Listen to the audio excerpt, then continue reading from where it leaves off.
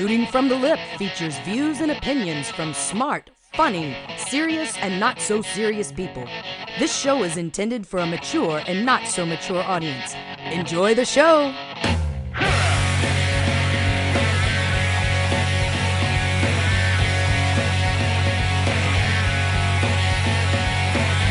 What is up, everyone? Kevin Hale giving it to you on this Monday night, January 23rd, 2017, live tonight via Blog Talk Radio. Hope everyone had a great weekend coming off actually this is a historic weekend now I think about it. Friday, we had the inauguration. For those who are on the Trump bandwagon, you guys were happy that that day finally came around. For those on the Obama bandwagon, a lot of sad people. 8 years with the guy. It's kind of neat in a lot of ways to hang with someone. In this case, our leader of our free country for 8 years. There was a moment. I have to admit, I did not watch the inauguration. I'm not a Trump guy, but I'm going to play along. We'll see what happens. And then Saturday was the Women's March in Washington, which, depending on which side of the fence you lay within the political scene, it was historic. Well, I think it was historic no matter what. There was, I think, almost 3 million people attending this, marching, and that was huge.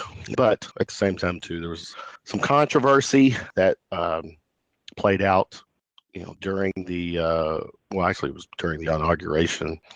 Then when they got the march going on, you had some celebrities taking the stage and using that platform to spill their guts, if you will. Stay tuned for the second segment when Russ and Sean will come on and we'll talk some politics. But first off, kicking off the show, as I'm turning her mic on, I've got Cherie Lanier. She is a dancer. And what's crazy about tonight is I've got somehow, some way I lined up the first and last segments with dancers. Some people would say that's pretty damn good, Kevin. Maybe that's just who I am. Anyways, Cherie comes to us. She is a co-creator artist at Bourbon Tango. Cherie, your mic is live. Welcome to the show. Thank you, Kevin. It's nice to be here. What's up? Oh, it is good. Thank you for. I mean, we've had this planned for a little while. By hook or crook, yes. We were going to make this happen, right? But before we get into the Bourbon Tango thing, which I think that is how I found you. I think you had posted something on Facebook, and the notion of dancing, social dancing, teaching, and in this case, it's my understanding your dances or teaching of the dances include salsa, swing, cha-cha, fusion. You'll elaborate more when we get into that. Before we get into what Bourbon Tango is, give us your bio. Tell us a little bit about Cherie. Well, I was born in Vietnam, Saigon, to be exact, and came to the States when I was really little. And grew up in the Vietnamese community until I was about 11. And so I had been exposed to Latin dancing because Latin dancing was huge in Vietnam. So I'd been exposed to it at a young age, dancing cha-cha at all of our socials and a little rumba and a little tango. And then, I grew up, I go to college, got into foreign languages. I was going to join the Peace Corps, go into the diplomatic services. And as I was applying for the Peace Corps, I saw an ad in the Louisville paper for dance instructors at the Fred Astaire dance studio, and I thought, okay, I'm going to have to sit around and wait for about 9 months before I can get stuff. And so I went in and I got the job, and I've been a dancer ever since for 20 years. 20 years, wow. So when you came here to the States or to the United States, did you come directly to Louisville, or was there different location before? No. Well, no, we moved. My dad was in the Air Force, so we moved around the States a little bit, and he had gotten sick with tuberculosis, and then, one thing led to another, and his dad was from Kentucky, so this is where we ended up, right here in Kentucky. And I lived in Lexington for a long time, and then lived in D.C. and graduated from high school there. And I had grandparents who were professors at Morehead State University. So I had always promised my grandmother that I was going to come back to Morehead, and that's where I went to college. Oh. So then after We got college, I came to Louisville. Go ahead. After college. Then I came here to Louisville. And that's where you've been shaking your stuff for 20 years, right? Yes. Yeah. Yes. It's a great city. I absolutely love it here. Yeah. Born in my whole life, I've been here. So, yeah, home will always be Louisville. But we do share something in common. My oldest daughter is my son-in-law is in the Air Force. They are living right outside of D.C. As he's stationed there at Andrews Air Force Base, and so yeah, there's See, another something to put on our checklist. I digress. That's right. That's right. Yeah. All right. So you're doing your dance thing. You're part of the Fred Astaire Dance Studios thing. What is that about? Tell us what that operation is. Well, Fred Astaire isn't in Louisville any longer. After they shut down, then I just coasted from one ballroom studio to the next. And, we have like 10 ballroom studios here in Louisville, by the way. Mm-hmm. Louisville is an avid dance city, which is awesome, very diverse. And yeah, so gosh, I think that I left Fred Astaire like back in 98, 97, 98, and then moved on. And now I'm actually at Commonwealth Theater Center, which was previously known as Walden Theater, and love teaching out of that space. And that's where we have our private lessons and group classes. And, of course, there are the kids who are doing all their productions. So, but ballroom is a pretty varied dance scene. I teach social dance. Wow. Between ballroom, foxtrot, waltz, and to swing, to your Latin dances, and then all the way to your social dances that you can dance in the clubs. Like at Stevie Ray, which is a nice, fun... Don't even go there. Don't go there. No, don't. I know. No. Yes. Moving on. I know some people like to hang out there every once in a while. Yeah, all right, yeah. Yeah. So... But I haven't been dancing socially for about a week because I've been under the weather and I'm feeling so much better today. That's good. And that's good. Yeah. I'm happy for you. So now, now we know what the per se excuse was over the weekend. People who know me know that he just people can read between the lines with me based on the way that they know me and know how I talk about stuff. But again, we're digressing. Yeah. This isn't about me and my broken heart Saturday night. This is about you and Bourbon Tango. Let's go into Bourbon Tango. It's all right. Okay. Bourbon Tango. Yes. It's just something that you actually are working. You have your partner in. Yes, my dance partner, Clay Marshall, and I created the concept of Bourbon Tango. Actually, he's the brilliant one behind it because he talked about because he's the guy not on the dance floor. No, what? Okay. Oh, I just wanted to clarify that for our listeners. Just make it. I didn't think that, but I want to make sure. All right, so. Not quite. Actually, we are a very good balance and plethora of information that we share between the two of us. So it's a really, really beautiful partnership. But he had this concept of going out to the clubs, and we would go out and we would listen to the live music here in Louisville because Louisville has some of the best music, and people would be having their drinks. And if it's a crowded bar and you don't have a table, you're holding your drink, and so we enjoyed the idea of being able to still dance with each other and still holding on to our drinks. And because we both have ballroom... What? That was the concept? Oh, yeah. That was the concept. Actually, seriously, though. That's impressive. Now think about it. Yeah, okay. Yeah. And we've written a syllabus of dance moves and technique even that help teach newcomers how to do that, and it's very user friendly. And we have tango classes going on right now. We also have a brand new Bourbon Tango class, which is a performance team for new dancers to learn choreography and to be able to perform some of these dances out. And we've already, Clay and I have already been able to. It really comes down to fusion dancing because it was originally based off of the concept of tango, which is our strongest partnership is in our tango. But we fuse it with merengue and some salsa. We have some really fun pieces that that bring together other dance styles. And tango is all about the legs and the feet. So it's a very sexy dance, down below. And then you have salsa that has all the spins and turns, and so it's all the arms and turning, but we bring both of those together, and it really comes out to be a pretty dramatic dance. And again, it's actually quite user-friendly when you know where to start, so we help people get started. Yeah,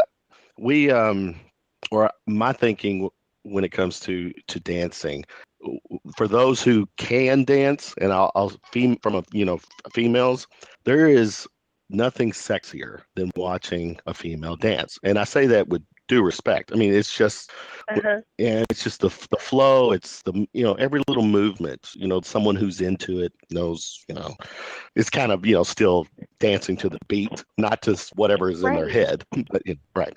So now I asked you this. I asked this question earlier, and I thought I wanted to cover my bases just to make sure. But the name Bourbon Tango, I asked if there was any connection with bourbon as in the drink. Is there, but now there kind of is. Now you tell me, if you're the fact that you're dancing with a glass in your hand, which how elegant and sexy would that be if you're dancing with a glass of bourbon? So, but tell me, how did the name come about? Well, and we're both bourbon drinkers, and since we are the co-creators and we have already, started writing forms that can be learned and given out to people, it's Louisville based, so we feel that Kentucky is part of bourbon country, and so it just really all came together for us conceptually. Okay. Between the picture and the origin. So yeah, and we're we definitely feel like we'd love to spread this nationwide as well, because dancing, believe it or not, especially in ballroom, tango and salsa, it's actually pretty traditional, and we really discovered it last year when we were going and watching live music.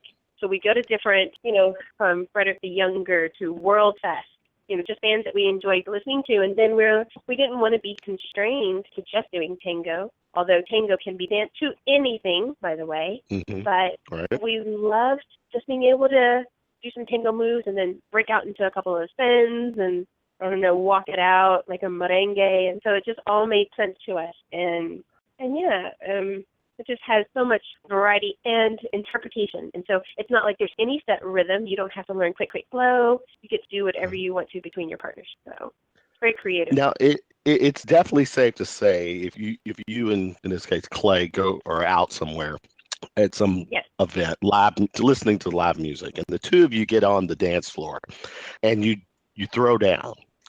It's the Clay and Cherie show at that point. As soon as within 5 seconds of the that you start dancing, all eyes are going to be on you guys. Obviously, you're doing something a little different than probably the rest of the dance floor. So, is it safe to say, Cherie, there's a little bit of a exhibitionist in you?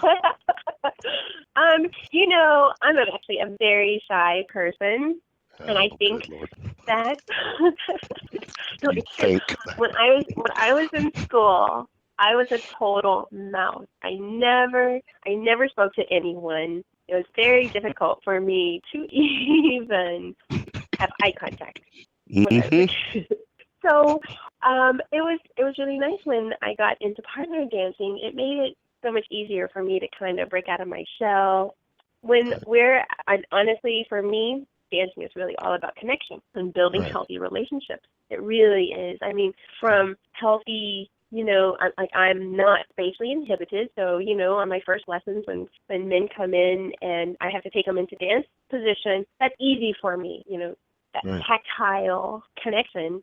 But for so many people, it's very difficult because they're not used to it. But it definitely helped bring me out of my shell. So when I get out there with Clay or any of my students or friends who know how to dance, I'm not really there to show off. I'm really there in the moment to just connect. It's a really nice way to have a conversation when you just don't have words anymore, or you just don't feel like, talking about politics or religion or all of the bad things that are going on in our lives. It's nice to just connect with somebody listen to the music, and share this interpretation with each other, and accept the fact that neither of us are going to be wrong. It's just our version of that conversation.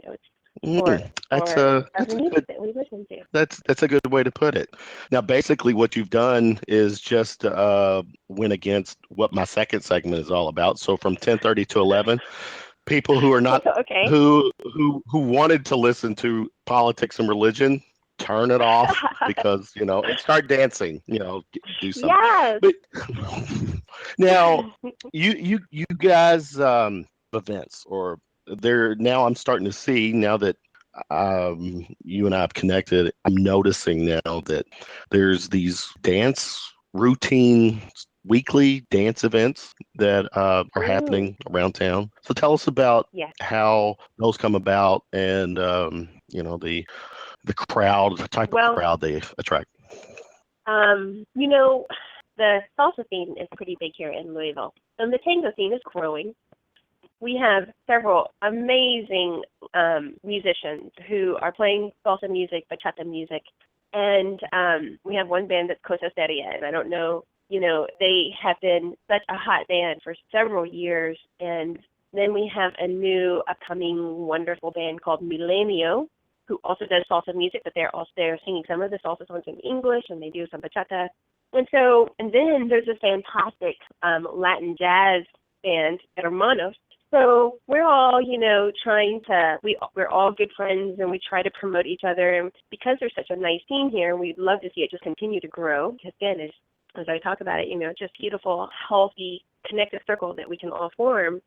Kind of get away from our problems and just enjoy life and music together. Right. So they have been going to different venues, and they're always looking for a new venue because it's nice to have change. And there's a restaurant/club over on River Road called The Levee, and they just started doing these salsa nights. And we have some great DJs. So DJ J Bird is one of my good friends, and DJ Javier. They are playing down at The Levee, and so wherever these guys go, I'm going to follow them. I'm gonna go and take as many of my students and friends that I know there because it's great music and we can enjoy it all together.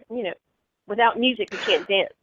And the musicians love the dancers' energy. So yeah, we try to. Oh, and we do have a new event coming up that's going to be at Hotel Louisville downtown. So there's going to be salsa nights on Fridays there.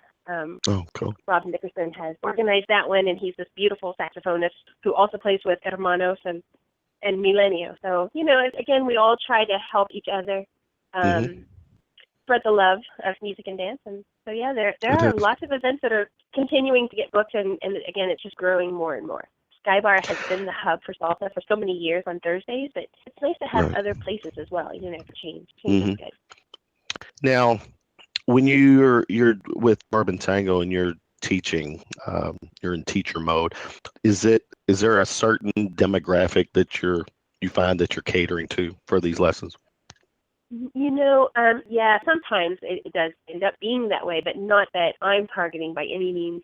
I teach, like today, I just started up Goshen Elementary for the spring, and I've been teaching in the after-school program in Oldham County for 12 years. So I go to the schools and I teach Latin dancing and ballroom to the elementary schools. So I sometimes have these little 5-year-olds, and it's amazing what they understand, even when they don't know their left from their right. So yeah, I mean, between the ages of 5 to adults who are retired and just want to fill their time doing fun things, and it's very social. Obviously, dance is very social. Then, I've had students who are 75. But I would say that our classes have a nice mix of, 20 to 60-year-olds, which is nice. It's really nice for all the ages to come together like that. Yeah.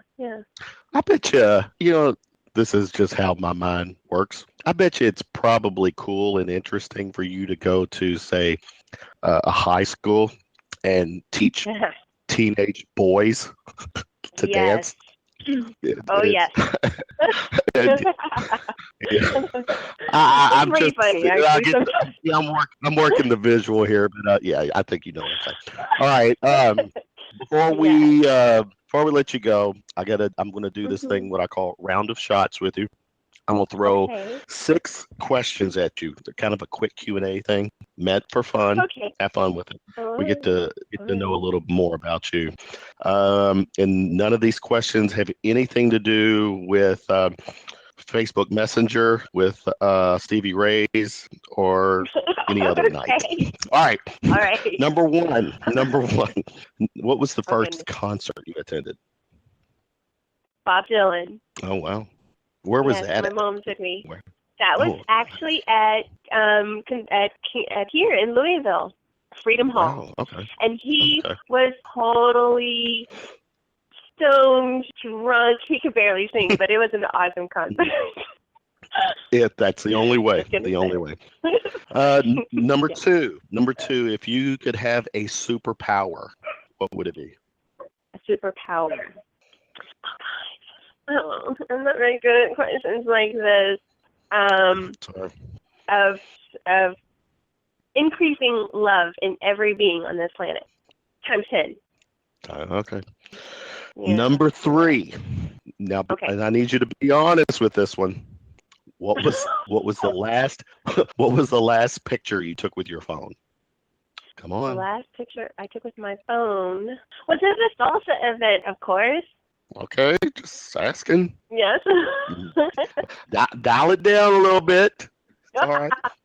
Okay. All right. All right. Number 4.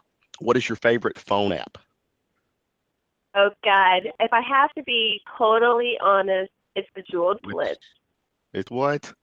I said it. The Jeweled. It gets me out of my head. It's the stupidest game in the whole wide world, but it's my favorite for my downtime. Okay. Number 5. If you were stuck in an elevator with a celebrity, who would that celebrity be? With a celebrity? Oh God, this is going to sound so cliche. Besides the host of an internet radio show. Oh, you mean Mr. Hale himself? Besides. With a celebrity, oh God, I would say, okay, I'm just going to go cliche. Hugh Jackman. Yeah. Okay. Yeah. Hugh Jackman's a great dancer, great performer. Yes, I think and I saw singer. he actually all sings. rounded. Yeah, he's right. Yeah. He sings, yes. Nice. Okay, that'll work. All right, last one. Last question. If you had access to a time machine and could go anywhere in the past, your living past or pre-birth past, where would you go?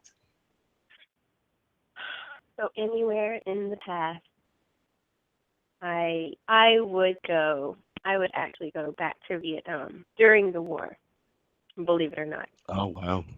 Yeah. Okay, that's interesting. In a few seconds, or just in so many words, why? What would be the purpose?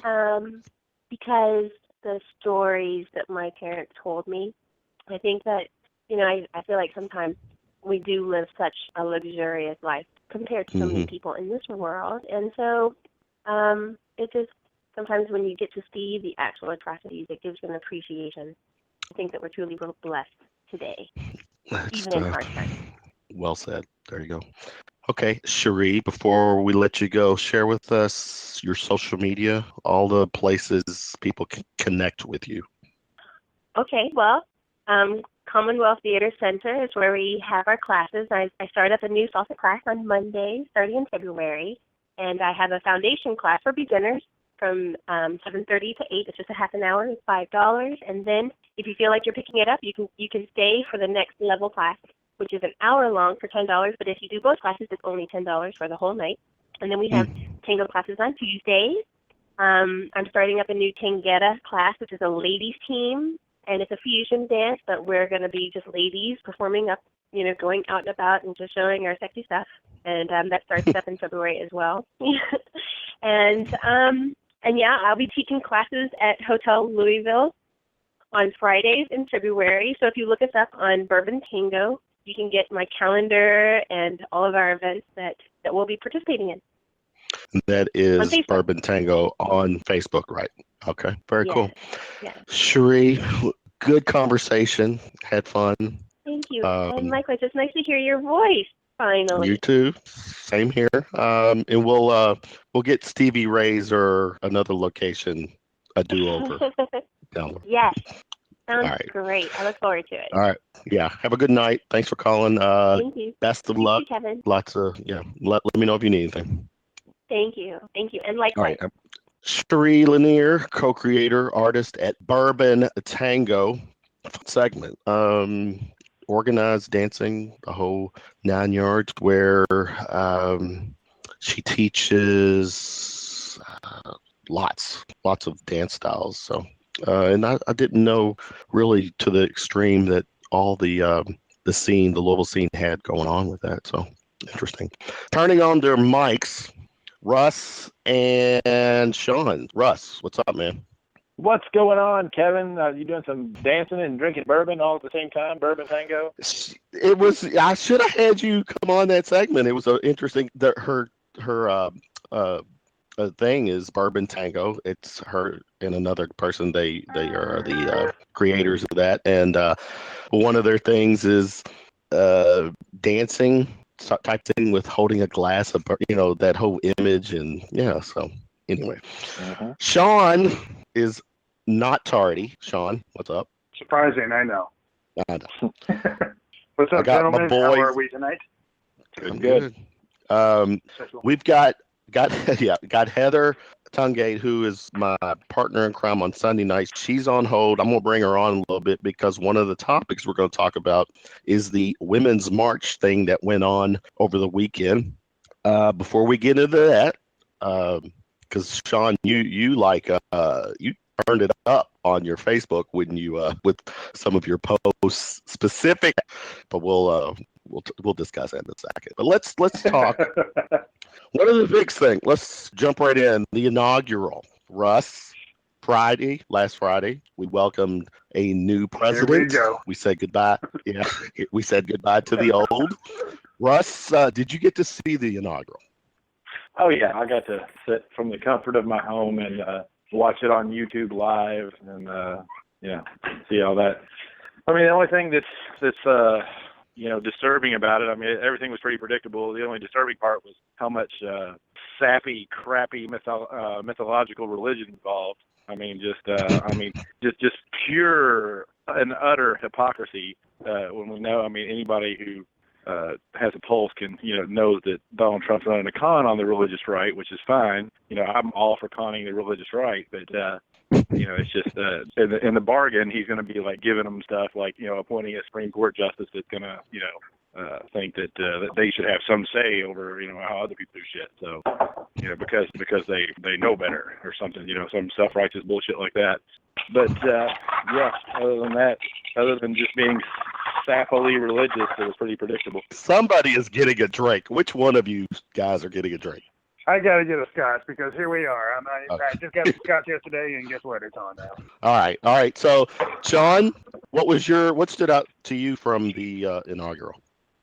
I thought it was quite pleasant. I actually got a little bit emotional when they did the passing of the troops in front of the new presidential family, and and I really thought it was gentlemanly on both sides, the way that former President Obama and current President Trump, the way they talk to each other, and were very congratulatory towards one another. And actually, I thought it was great. I thought it was a great moment in American history, regardless of what all the sappy crap is about the religion. I mean, as I've said before, I'm not gonna stomp on somebody's balls because of their faith. Because see, I have my own religion. It's called Scotch. My faith is just gonna make me not hate people as much. Hold on, let me take a drink. I feel my hatred starting to fall a little bit. Russ, you can appreciate which way does Scotch? Oh, absolutely. But I'm just wondering which way Scotch would vote on stem cell research, because the Christian nut jobs vote against it. Which way does Scotch vote? I don't know. Why don't I have enough of these tonight, and then I'll ask it later. We might be able to get that thing on. Well, this is kind of a false, people do that a lot. Say, oh, well, why does somebody else's religion hurt you? Well, because they vote against science. That's how they hurt me. When people, because of what somebody believes in a ridiculous book, makes them vote against the best interest of scientific research, then we got to start saying you know what? Noah really didn't get all those animals on the boat. That's just a bullshit story that your book says. Yeah. Well, I mean, there's a bunch of ways.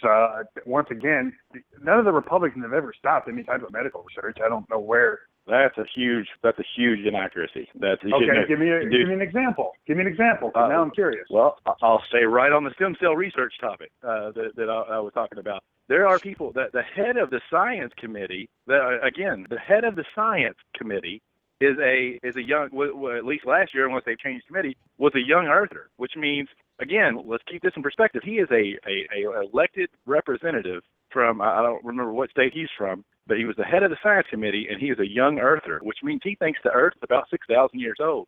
I'm sorry, but if you truly believe that the Earth is about 6,000 years old, and you are making scientific decisions based on that absolute brain fart of a idiotic, perspective, then someone should take your power away. Someone should have to step in and say, well, wait a minute, everybody with a high school, diploma knows that, this is bullshit. So we should probably not let this guy be making decisions based on, because here's the thing. Let's just entertain for a second that let's just say that everybody all of a sudden agreed with the 9,997 out of 10,000 peer-reviewed scientists that think global warming, man-made climate change is real. Let's just pretend everybody says, okay, yeah, it's real. Well, guess what? Some of the religious nut jobs still say, well, but God will take care of it. Don't worry about that, because God would never let that happen to us. How much control do they actually have, though, Russ? I mean, honestly, can you really stop science? I mean, seriously, over the years, has there ever been anybody you can make laws that stop science? You can make laws that stop. You heard about the EPA memo that went out, the scare tactic memo that went out that said, hey, we'd like to know everybody's name that attended the last global climate change conference. We'd like to know who they are. And that was, even if that wasn't, they weren't going to, Rick Perry's not Rick Perry, but whoever the EPA guy is not making a list, he says, or not, that was just an oversight or something like that. Bullshit. What that was to kind of see who they have to look at to be on their side, and who they have to look at to say, oh, these people actually believe all them smart scientists guys. So we'll have to watch them because they subscribe to science and not nonsense. Okay, hold that. All right, let's keep it going. One of the the new catchphrases, Sean, from this weekend, alternative facts, from Miss Conway during a interview she had. I want to say Meet the Press or something. Instead of fake news, when you heard that, seriously, Sean, alternative facts, what was your thought? What was your reaction? My thought was, and this is going to get somebody butthurt, was look at all these damn retards out there trying to water down everything, including the truth. I mean, Jesus, we have to freaking sugarcoat everything so damn much nowadays because all these people get so butthurt so quickly. It's like it's all horse shit. I mean, honestly, it's the fake news. How many times has CNN been proven wrong? How many times has all these damn, not just CNN, let's just talk about all of them. They're general assumptions. I saw it happen during a president-elect at the time. Actually, he wasn't even elect. He was still running. He was doing a speech about the whole Mexican thing, and they took everything out of context, and within a matter of seconds, I've said this before, they turned it around to basically fit their agenda. It's all a bunch of horse shit. The problem we have to call it alternative news now, or alternative facts, is because somebody out there going, this fake news that's just bullshit, man. It doesn't happen. You have to listen to me, and if you don't listen to me, you're stupid, because I'm on the left, and everybody who's not on the left is stupid. That's how it comes across. And the bad thing about it is that the majority doesn't think that way. Okay? There are these few retards out there, i.e. Ashley Judd, Madonna, who are completely herding the sheep into their little pen for everybody to sit around and go, oh, well, they said it. It must be a fact. But these are the ones that are making the news. These are the ones that are getting on there, while the intelligent people are sitting back going, look at these idiots. I don't even want to claim to be on the left anymore because this comes to these idiots right here. Just my opinion. That is what I'm looking for, your opinion. Russ, what is your opinion when you heard alternative facts? Alternative facts, I mean, that's just Kellyanne Conway speak for we're going to put our fucking head in the sand and believe whatever the hell we want to believe. We're going to promote our narrative. And they should. They were successful. Trump promoted as just an absolute idiotic narrative throughout the whole campaign, and it's worked. So why wouldn't they say yeah, we're just gonna keep doing what we're doing and not really giving a shit, and that's what we're gonna do. It worked.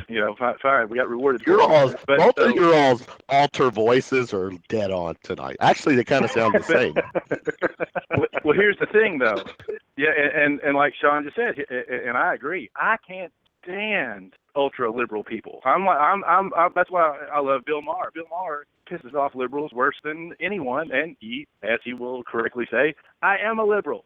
So, I happen to be, a pro-Second Amendment liberal. So, I mean, you got that. I happen to be a liberal person who hates political correct safe spaces and all that bullshit. But let's, so I hate the fringe element of that left. I'm center left with a couple of conservative leanings. But let's look at let's look at the creeps on the right side, though. You got the Westboro Baptist Church. You got people who believe in the Old Testament. You got, people you got Congress riddled with people who, will lie to children and tell them, hey, guess what? You're going to heaven. I know, for sure. Oh, do you? You don't know shit because I don't know, and you don't have any more information than I do. So you don't know shit, and you're lying to children. Good work. Screw that. I'm All going right. to the moon because it's probably made of spare rib, and I'm going to eat it. All right. Saturday. I'm turning her mic on. I'm turning her mic on. Heather Tungate, the only female on the Shooting from the Lip team. Heather, what's up? Jesus Christ, what the hell did I get myself into tonight? Exactly. It's only getting. Hello. Heather, I brought Heather on. I brought Heather on because one of the topics we were going to talk about was this Women's March. Sean, before I get you going, Heather, share with us quickly. Yeah, you being the female voice here, you do side more on the conservative, thinking. But what was your take from that event? Yeah, just a little background and kind of a disclaimer. I did grow up in a conservative house. My mom worked for former Senator Jim Bunning for 21 years. However, I compare myself to, if you guys are familiar with S.E. Cupp from CNN, I'm conservative, middle of the road, have some thoughts that are a lot more liberal than some of my counterparts, which means I do split from my party on some issues. Despite what that fucker said the last time I was on this show, I'm not here for pretty handwriting. So with that said, and this brings up my point, and I'll get to that in a minute. The thing with this Women's March is, while I agree there are absolutely some valid reasons why they should have been marching. Let's take pay inequality for an example. I've seen it in the workplace. I work in the corporate world. Of course it happens. I mean, if you work in the corporate world and you deny that it doesn't, I mean, I want some of the crack you're smoking. I mean, because it not only does it happen outside of the, in the corporate world, it apparently happens outside as well. So with that said, absolutely 100% I am for peaceful protesting, which apparently by all accounts it was, and I am for women standing up for equal rights where they feel like they're being slighted. Absolutely 100%. Here's what I have a problem with, and this harkens back to the Madonnas and the Ashley Judds and the stuff that they said during that march. You were given a platform to kind of evolve what you were trying to, whatever the message is that you're trying to get out, right? And they took a huge platform where they could have really stood up and been a role model and made an example, not only for the women that were in DC, which I think was over 500,000 or around 500,000, but for the younger generation too, okay? And you know what they did? They stood up and talked about blowing up the White House, and apparently Donald Trump having wet dreams about his daughter. And I had a problem with the vulgarness because as a parent of twin daughters who clearly have seen on the news that there's a women's march and they want to know what this is about, I literally could not show them one fucking clip at all from this march. And yes, I'm being vulgar now. My kids are in bed. They're not listening to me. There's a time for it and there's a time not for it. And if you have a platform where you really could get a message across, why is it necessary? Why is it necessary? Not only for the vulgarness, but to do the exact same stuff that Donald Trump is doing. You cannot talk out both sides of your mouth. It detracts from your message. That reminds me of the take. It reminds me of the debate. Let me, kind of started with that. Well, I know Sean. I'm gonna save Sean for last. So Russ, piggyback on what Heather just said.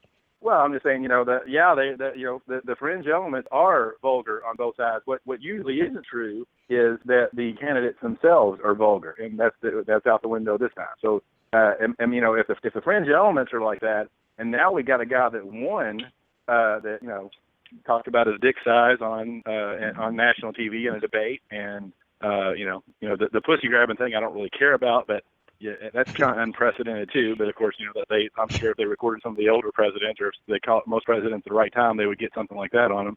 But just the level of respect. Just the pure level of respect with Donald Trump. On one hand, yeah, he don't pull punches, but let's not forget, anybody within listening distance that voted for Donald Trump knows one thing. They know they voted for a con man. No rational human being doesn't understand that Donald Trump is an absolute con man. Maybe you hated the other party real bad. Maybe you hated Hillary. Maybe you just, maybe you just think the Earth's 6,000 years old and that Noah got a couple of puppies on a boat. I don't know. But what I do know is that any rational person knows that Donald Trump's a con man, and now he's running the country. That's the only narrative I want to. So we'll forget about everything else. Let's hold him accountable. Hey, Trump supporters, why not jump online and sign the petition to get him to show his tax return? Guess what? It's not a witch hunt anymore. If he shows his tax returns now, and there's some kind of anomaly on there, like a Russian wire transfer, we can hold him accountable for that. But apparently, he changed position again. I don't know. There's so much bullshit that comes across the newswire. It says that they weren't going to show him now. That they're going to say, they are going to show him. Supposedly Kellyanne Conway came out and flat out said they're not going to show it, and her statement was that the people are not interested in seeing that. Okay, but hold that thought. Today that they should change course. Yeah, that they're not right. Now let's go back to the March thing. Sean, you've had fun with Facebook today. I've been staying in the not just today, I think it was some yesterday too, but you had some great shenanigans, your live Facebook feed videos. Tell us your thoughts. Share with us. Well, I got blocked by a few feminists today. I think what it boils down to is, here's the deal, okay? I put a video up today, showed a bunch of sheep running through the field, and it said, look, it's a women's march or something along those lines. Some women lost their damn minds, and even some guys who evidently had their balls in their wife's purse lost their minds too. Just as disrespectful to women, blah, blah, blah, blah, blah, blah. I'm like, okay, so if there was a Million Man March and I put up the exact same video, would it be sexist? Would it be, detrimental to males? No, you wouldn't think about that. But because it happened to involve a female, the woman's march, I don't even know what the hell the damn thing's called. Isn't that terrible? Who cares? Anyway, because it involved that, all of a sudden I'm a misogynist, sexist, and probably something else, and I can't remember everything that I was called today. But the funny thing about it was the many people on the other side that were supporting this. Now, let me say this. I am in total agreement with Heather, right? Am I saying right? Heather. Yes. Okay. I'm in total agreement with her that this idiot Judd and Madonna, and the fact that Ashley Judd is from Kentucky is just even worse. It just really does hit home there. They definitely took their platform to the wrong level. They're preaching about, tolerance and equality and all this shit, and they're doing nothing but doing this old school feminist movement, this man-hating feminist movement. Most of feminists nowadays have abandoned that old man-hating rhetoric that they've been spewing for years because they don't believe in it. However, they do still believe in equality of the sexes. Now, you did say something about that the wage gap is there. Maybe in the corporate world, I can see a couple of things. I don't know. Never been involved with it. I know in the healthcare world, nothing exists like that, at least not from what I've seen. So I haven't had anybody be able to provide me, and I've asked for it many times, provide me any tangible evidence that this is relevant. Now, the equality of women and all this other crap, I just don't, I think we're going back in time here, okay? It's the same thing with this racism bullshit that I hear about all the time. We're going back in time, guys. It's just not, it's detrimental. It's ridiculous. It's like we have to pick on something, and it doesn't matter. And the race card and the feminist card are so easy to play because they can be taken out of context. They can take anything out of context and automatically wrap it around those ideals. And I don't think that that's very progressive in what we were trying to do. As I said before, we need to be more tolerant now and come together as a nation more than ever, rather than threatening to blow up the White House, which, by the way, my dad's an ex-Secret Service agent. I had a very cool conversation with him today about that. I'm pretty sure Madonna has everything shoved up her ass, along with the hundreds of men that she's had. But right now, Secret Service is up there probably putting up a nice little Camp USA. You know what's interesting? Go ahead. I was going to turn to you. Go ahead, respond. Okay. I work with an ex-Secret Service agent as well, and he said if it was a non-famous person, they would have been arrested. They would have. So at any rate, and I want to go back to, Ashley Judd's poem that she recited that was written by a 19-year-old young lady from Tennessee, I believe, after Trump had called Hillary Clinton a nasty woman, which is, obviously the title of the poem, in a debate. Here's what I have a problem with, and I said this throughout the entire election. I did not vote for either Donald Trump or Hillary Clinton for a multitude of reasons I'll get into some other time. But the thing is that I have seen, and you guys have seen it on Facebook too, you've seen it on Twitter, you've seen it probably through Snapchat, Instagram, name some social media platform I'm missing, that both sides, this election has brought out the worst in people. I have never seen so much name calling, so much just people being put down. There's absolutely zero chance in my book in the next 4 years that anybody from either side is going to be able to come together and sit down and have a conversation about what we can do to make this country, united. And or whether it's through policy, whether it's through community or whatever you want to, whatever avenue. And I am a little troubled by, especially in my experience with Twitter, I've been yelled at by Trump supporters. I've been yelled at by Hillary supporters. But what troubles me the most, and I was very happy with Chelsea Clinton today with what she said about Barron Trump, because as you guys know, over the weekend, an SNL writer wrote a tweet basically that Barron Trump is going to be, the first White House kid to do a mass school shooting. I don't remember. It was something to that effect. In my mind, and any kid, especially a minor, and this goes for Sasha Malia Obama, because I'm sure apparently the left is claiming there was stuff said about them. I don't know, because I wasn't on Twitter at the time, and I don't even think I had Facebook at the time when former President Obama came into office. But kids are off limits, and I was really disappointed, especially in the left, for a side that constantly champions equality and tolerance, that they were willing to bully a minor. And that really, really, and this is what I'm talking about, both sides of the mouth. And on the flip side, with the Trump people, if I say one thing that even sounds remotely liberal, like, for an example, I'm a supporter of gay marriage. I am, going to hell because I apparently didn't read the right part of the Bible. And you know what? I am a Christian. I do participate in church. And one day, if God asks me this question, I will sit down and, have our conversation, and we'll be done with it about what the Bible says. But at any rate, not to get in the religious stuff again, Russ. I'm pretty intrigued. I don't know. God took the time to have conversations about our personal issues. That'll be neat. Yeah, I just really, I have a problem with the talking, like I said, the talking out of both sides of your mouth. Both sides are doing it, and it's really frustrating. And I hope that one day I find a platform, or somebody does, and I'm sure there will be millions of books written about this election and how pretty much all of America has shown their asses, and we look like a bunch of turds right now. That's a good point, because is it just Yahweh we get to sit down and talk to, or is it Allah and Buddha and Mystery? You talk to all of them? Well, Russ, it's your turn to talk. You can talk to the grass for all I care. So, Russ, piggyback, because actually she brings up a good point. I think now more than ever, the way that the country is reacting right now, it's from one extreme to the other. It wasn't this brutal and hateful in 2009. I wonder why. I wonder what the difference is. What's the biggest difference, Steve? Yeah. That's where I'm serving it up, Russ. That's where I'm going. It's the old Sesame Street song. One of these things is doing their own thing. One of these things is just not the same. So it's like, pick out who's the turd in the punch bowl in this election. Who's the orange-haired carnival barker? The game show host from Brooklyn. It's like he said. That's what somebody said. It was pretty funny. I forgot how they put it. They said, but instead we got a game show host from Brooklyn or Queens. I think it's Queens where he's from. Anyway, but yeah, it's just.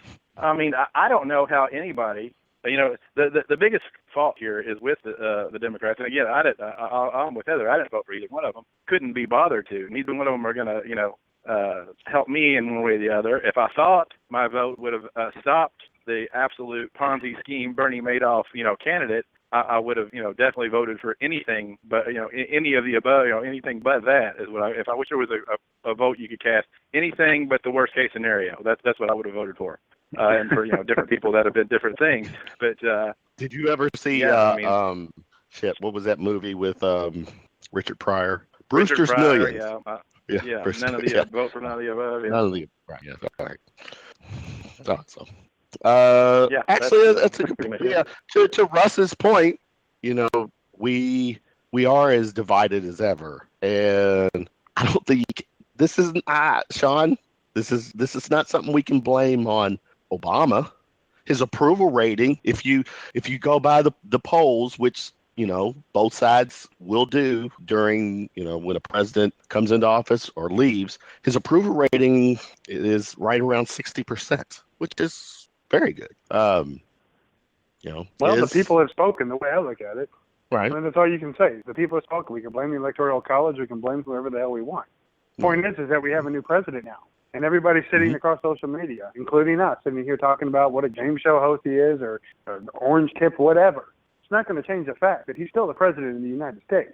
Now, it is our duty as American citizens and as voters to question our government at every chance that we get. But the point here is that let's come up with something that's worth a shit. I mean, honestly, just because he talked about grabbing somebody in the vagina, big flipping deal. I said it 14 times over the weekend. Should I do it? No, because I was by myself. That's beside the point. What I'm saying is, though, we are clinging so much to the little shit in this election. All right. We are not paying attention to the priorities. All right. I'm all right. That's where I'm going to go here, Sean. That's what about, Russ, I mean, our CIA. Now, you just got through saying, you've got family, Secret Service, and all this. So the fact that Trump basically has just blew off the CIA, that there was an agenda, and in the process, ripped a CNN reporter on TV for saying it was fake news, which turns out that the story in question, the 2-page document, did exist. That's where I think that's the bigger fish here. I think we are definitely past the pussy part. Well, for us guys, Heather, no offense, 3 of us here are never per se past, but you got it. And guys, Heather's fresh meat tonight, in sort of, in a tongue-in-cheek kind of way. Wait, is this where I put on my pussy hat and start bitching, saying that you're being disrespectful? Never mind. Yeah, go ahead. Press. Say everything that Sean reacted to. Sean, you got blocked by several females. I've noticed that. They flat out said they were blocking you. No offense, but I have to block you because this lacks intelligence. I'm like, well, there goes another retard down the toilet. See when I see you. Don't give a shit. All right, I think we've established that all sides with everyone on this segment is where everyone lays right now. Now, there was an interesting spin from one of the news stations or whatever that Russ, for the Democratic side, someone like Al Franken would be the ideal Democrat for this new age of, politicians or, government or whatever. What was your take on that?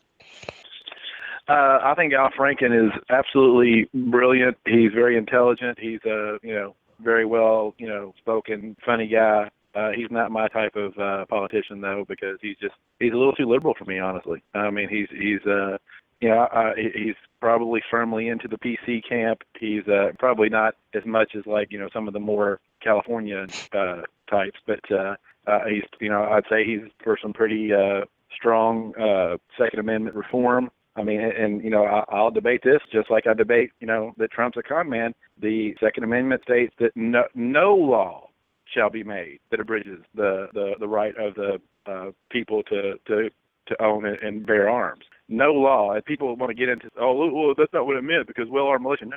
You forgot the first sentence that said no law shall be made. It doesn't say anything about the militia in that first sentence. That's later on, kind of going into some explanation. But no law. So, it's unfortunate. There needs to be things that keep it out of crazy people's hands and keeps kids from getting a hold of guns. I mean, honestly, I think they probably should raise the age. I mean, if they're going to do anything, say, okay, before you can use your father or your uncle or your grandfather's gun up until the age of, 25 or something, but you have to at least be able to get a discount on your car insurance before you start, firing guns or having your own guns to do whatever. I think if they looked at the age of most people who do these mass shootings, or at least in recent history, it's all people under the age of 25. So, I mean, maybe that's something to look at. I mean, that might be discriminatory or something. I don't know. But, some kind of practical thing. But I don't want my ability to go and buy, firearms to be taken away. And I think Al Franken's not that kind of guy. I think, if they got a guy like that and they would leave the stupid shit alone, if their base doesn't get fired up, oh well. But leave shit like even gay marriage. I mean, I'm a full supporter of gay marriage. It's stupid. I mean, there's really no reason not to be unless you think there's a bearded white guy in the sky that's going to kind of give you a stink eye for it. And if that's what you believe, then you got bigger problems. Then the reality is not your friend at that point. But Al Franken is not a good thing. He wouldn't be a viable candidate. I mean, Hillary Clinton. I mean, actually, as the joke went, it's probably true if you give her the litmus test and go down the line of what she's for and what she's not for. She's more of a Republican than Donald Trump. Problem is, I don't know who made that statement, but whether it could be true or not, we'll never know, because Donald Trump, he doesn't vote policy based on parties or anything else. He makes policy decisions or he makes stances based on how he can make a deal for something. Now, maybe that'll turn out, if you get a good con man that's on your side, you'll probably do well for a little while. So, I mean, if he is truly going to try to, help America in all this, and his agenda isn't to self-promotion and making himself wealthy, which it has been every waking minute of his life up until, this point, if that's the case. So, it seems unlikely, but, I mean, if you can get a good con man on your side, you're doing well. But if you get a con man that's just pretending to be on your side, you're gonna get banged in the butt. Ooh. All right. Ooh. Hey, Sean, you do a very nice lisp voice. Can I get a little bit of that real quick? No. Well, Jesus Christ, Kevin, what do you want me to say, mister? You big stupid man. All right. Now, is that good enough for you to get y'all turned on? Yeah, it is. I'm a little pretty apropos on. after finding out that Trump was banging you in the butt. That's pretty apropos. Yeah. All right. On Saturdays. Now, Sean and Heather, you both mentioned about having family, friends, or whatever with Secret Service. Now, here's the last topic I'm going to throw at you guys before I go to my last segment of the night. One of the people that Obama commuted was Chelsea Manning. She was the chick who. Oh God, here we go. Yeah. All right, Sean, I'm gonna let you start first. What was your take on that? Well, you know what? Initially, I was pissed off, and first of all, I forgot who it was. He was, whatever the hell he is. So when I first saw a picture, I was like, shit, I wonder if she's single. It's like, oh, it's a dude. No. Anyway, no, total. You know what though? This does prove the whole. You can be forgiven. You can be forgiven for treason. So I guess they did it to Hillary. I mean, why the hell wouldn't they do it to this guy? He didn't copy a bunch of secret documents and all that stuff. So not like it was classified information. Or oh wait, yes it was. This is total horse shit. As far as I'm concerned, I think this is a complete failure of the system. It's a complete failure of the Uniform Code of Military Justice. The fact that she's guilty, he's guilty, I don't care, I'll call him she. She's guilty, and she has since been I guess forgiven for treason. Yeah, well, you know what, seems to fall on the Democratic platform, so what can I say? How about another scotch? All right. Heather, your take. So Chelsea Manning was the soldier who, and let me kind of, I'm trying to recall this. So, gave thousands and thousands of documents. So wasn't it WikiLeaks of, military classified information that they published, correct? Yes, that actually revealed the identities of a lot of CIA agents and covert operatives that are working overseas right now. Okay. So I was I'll be honest with you, I was a little surprised that he commuted her sentence. And here's why. Because Obama and actually throughout this entire election, everybody has sworn up and down that WikiLeaks is a mouthpiece for Russia, and that by them posting at least all of Hillary's and the DNC's emails about, or about what the inner workings of the Democratic Party. I mean, I thought the left was really out to nail WikiLeaks and anybody who possibly could be contributing, to what WikiLeaks does. But then he goes and commutes a sentence to someone who provided WikiLeaks with a bunch of stuff. Does anybody see that as a little bit of a double standard? It didn't make sense to me. And I would love to hear it. Yeah, and I would love to hear, and maybe he said it and I missed it, former President Obama's, reason why he commuted Chelsea Manning's sentence. Did he say? I don't know. Russ, what's your take or knowledge on that? I don't have a whole lot of knowledge on it. The only thing I've, and listening to NPR on the daily, the one take that I heard was, and again, it's coming from the Glenn Greenwald type who, on one hand, if I'm in a position and I'm seeing a bunch of just absolute crazy shit that is completely contrary to the American, ideal and our way of life, just absolute, oversteps of everything from privacy to to freedoms to everything else, you might hit a breaking point. I mean, not me. I'm pretty corruptible. I mean, if people give me enough money, I'll keep my mouth shut. But some people might be like, maybe they don't have a family at home, and maybe they're just like, completely taken aback that, there's all kinds of crazy, underhanded, backroom deal bullshit going on. They're like, fuck this, I'm blowing the whistle. So, I mean, I don't know what the motivations are. I don't know what the actually, that's so to speak is. That's you actually bring up a good point. Is it, and I'm going to throw this out, last question, and I'm going to have to shut the segment down, but Chelsea Manning, Sean, a traitor or a whistleblower? There is a difference. Oh, okay. That's actually pretty interesting. I mean, like I said, some of the identities of our covert operatives overseas that were working with the CIA, their cover was blown. That's very dangerous. True. I mean, you have to also think these CIA guys, they know what they're getting into, but still, they have families as well. I'm going to call it traitor. I think it falls under the Uniform Code of Military Justice as treason. And it very well may. It was originally tried. That's how it was tried. Yeah. It very well may. We'll never know probably all the details of any of those type of situations. But Kevin, we don't need to know. Interesting. This would be an interesting question for our buddy Dino Burke. The prepper type and the preppers and the more doomsdayers and the people who really mistrust the government. They should be applauding people like Edward Snowden, because if you think they're only using it, to check on the Chinese and the Russians, ooh, how naive are you? You're real naive if you think that the only thing they're using this, super high-tech surveillance is only going out to, check on people who mean to do us harm. No.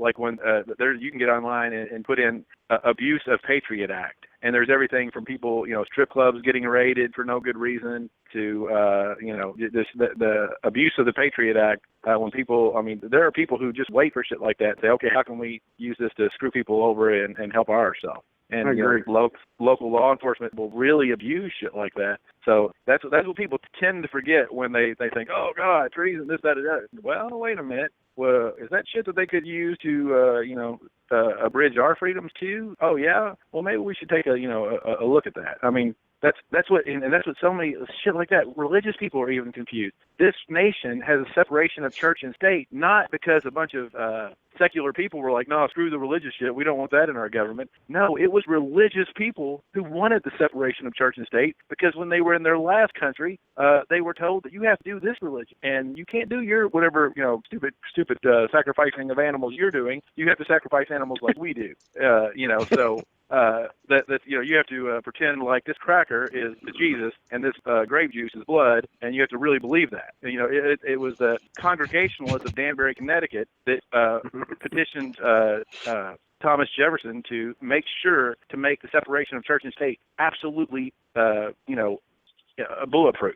And that's what they did. And now, we want prayer in school because that's a good idea. Yeah. You and Sean's alter ego voices are just killer tonight.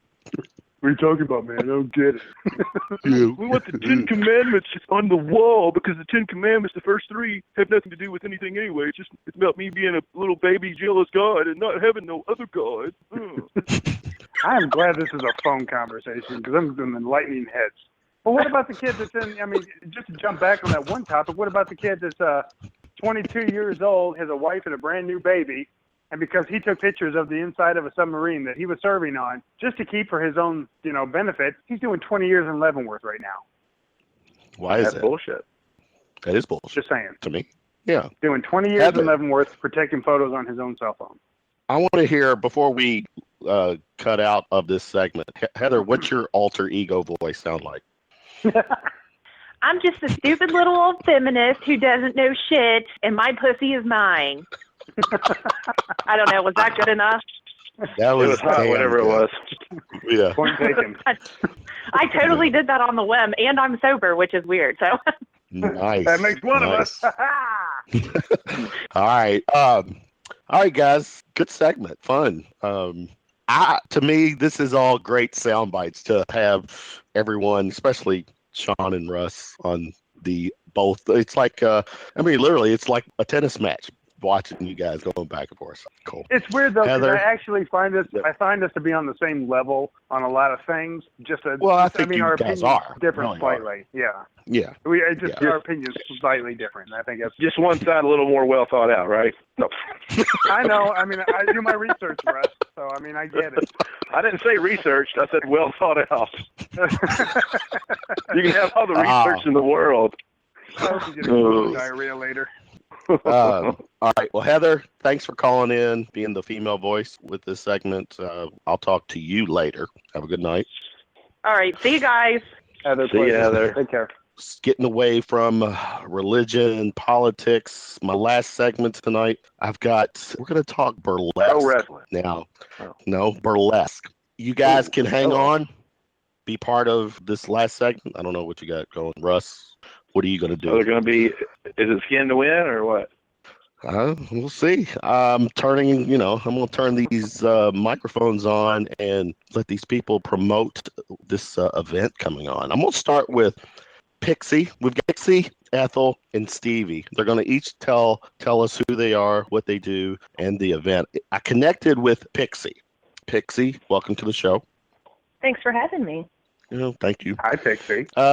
Pixie, we got actually, this is we have 6 people going to try to talk during this segment. So let's see how I can facilitate.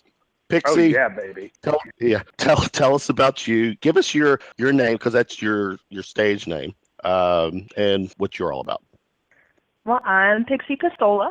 I'm currently living in Louisville, Kentucky, and I am a pole and aerial artist and instructor. I'm producing this show called We Are the Weirdos, Mr.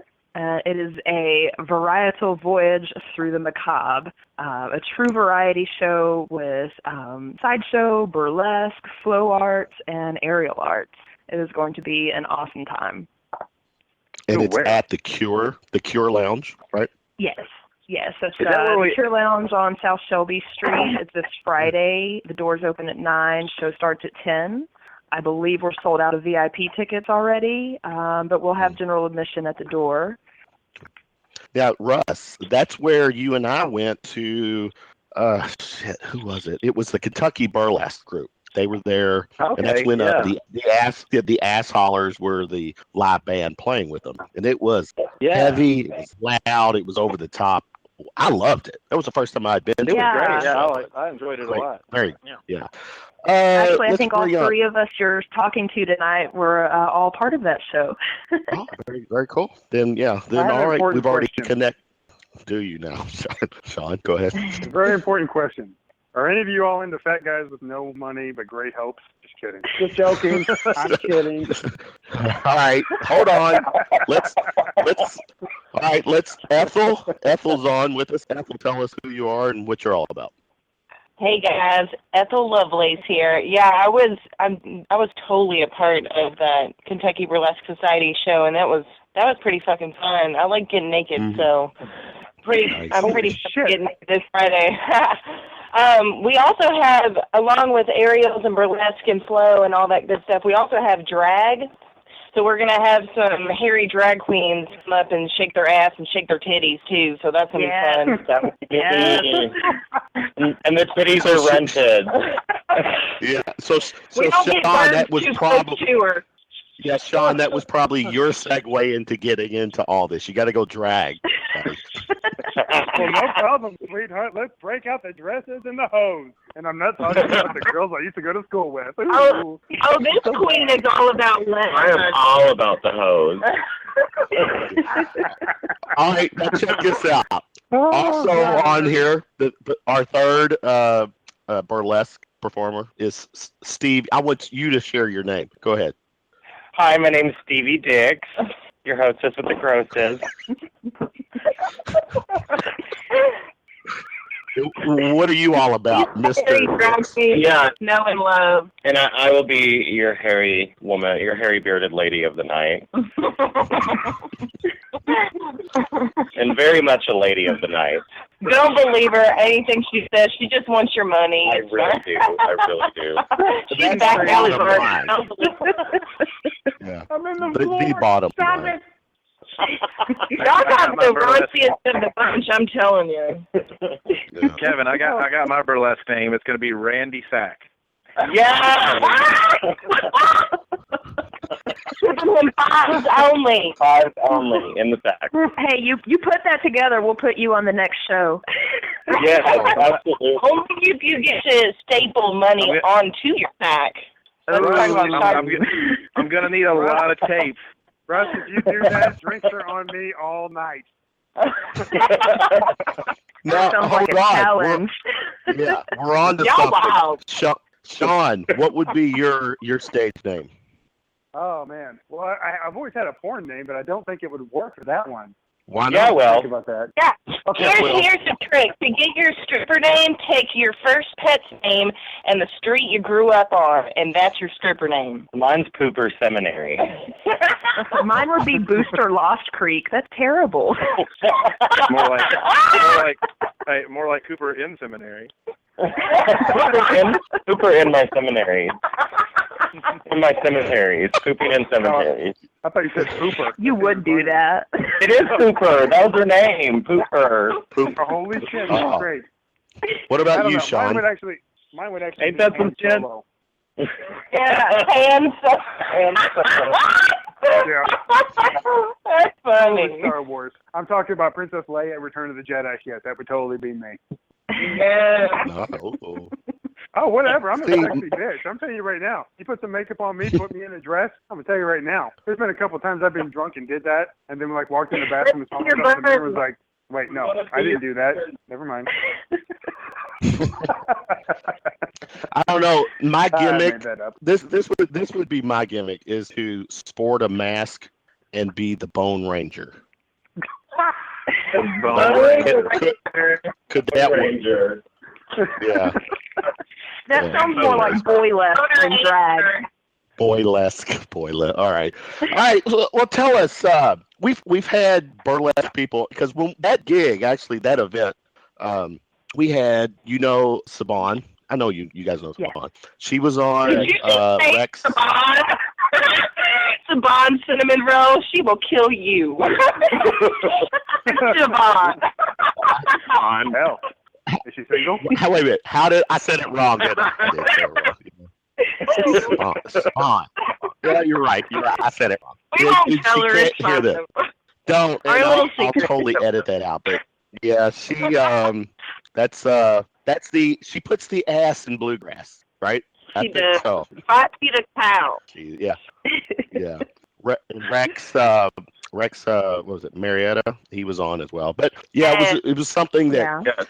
Fabulous. I'm friends with Stephen Clark, who's with the Ass Haulers, and we had all those guys on one night. And yeah, and that was again what we were saying, Russ. I mean, that was just to me that heavy music. The music was just so in your face for the dancers, and it just made it so raw. And that they were a blast to work with for sure. And they're just as raunchy as us. I love it. Oh yeah, maybe definitely. worse. What were you saying, Russ? No, you said the music was in your face. Is it just like the titties? Yep. Yeah. That's like And Where's my Where the hell dick? am and I think while we don't have live music for this event, I think you will find the music just as heavy and in your face. okay. No, that's good. That's we good. have That a was lot what of I was going to different ask. stuff. You had me Right. hello. Now, I know you guys don't want to go into a lot of detail with like your routine, but how much? I'll start with you, Pixie. How much of your on stage performance is a routine versus on the fly? That really depends. For this show on Friday, I'm doing 2 routines, and one is a completely choreographed routine that I have done previously and have been evolving and honing over some time. And the other is going to be pretty much freestyle on a relatively new apparatus to me. It's a freestanding aerial hoop. So the bottom half is a pole and the top half is a hoop. So I'm combining, my pole and an aerial hoop acts for this kind of radical apparatus that's new to this area. And just because it's new to me and the song is not new to me at all, I'm just going to find my flow with it, I think. What you drinking?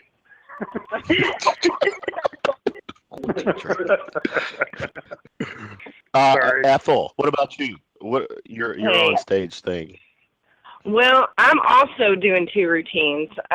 One I have done before, of course, and another one's new because there's a stripper store out on the outskirts of town, and I found a leopard onesie, and I was like, "What the hell am I going to do with this? I'm so inspired." So I have this really awesome cut leopard onesie, and I'm just super pumped about it, and that's all I'm going to say. Rhinestone, ass in your face. I might do some stripper moves. Who knows? Oh dear God. But I like improv a little bit. I have like a basic skeleton of a routine, but like once I'm like in front of everybody, I just kind of just go with the flow. Right. Get it? See what I did there? What about Stevie? Stevie, share with us your. I'm going to be doing one number. I've done this number a couple times. I'm bringing a new element to it. I will also be in leather and overly medicated throughout it, and I will also have a wheelchair. That's about all I can tell you about